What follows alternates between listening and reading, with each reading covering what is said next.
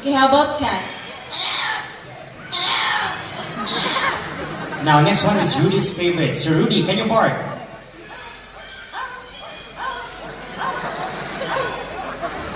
And the next one is a telephone ringing.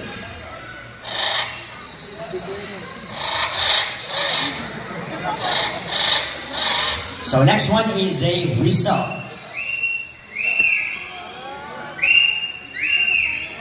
So, Miss Donna, I've heard that Lani and Rudy here loves to sing. Is it true?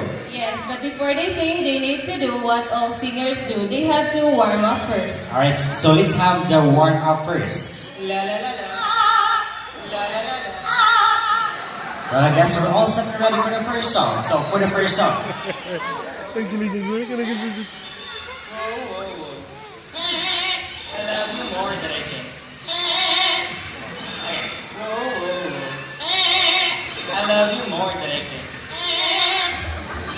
Now for the second song, let me ask first, who's celebrating their birthdays today? Or within this month? Or within this year? Alright, so happy birthday to all the celebrants. So listen, nobody, we have some celebrants here today. So what will you do next?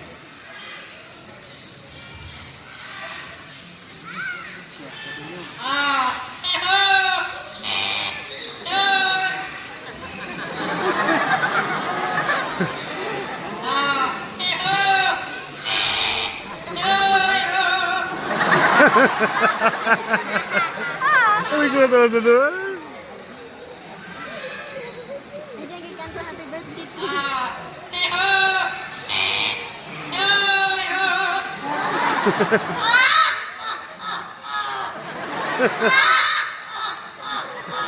See how talented parrots are? They can mimic sounds so well because their brains are super smart, just like humans using their voices. So round of applause to our two yellow-crowned Amazon parrots.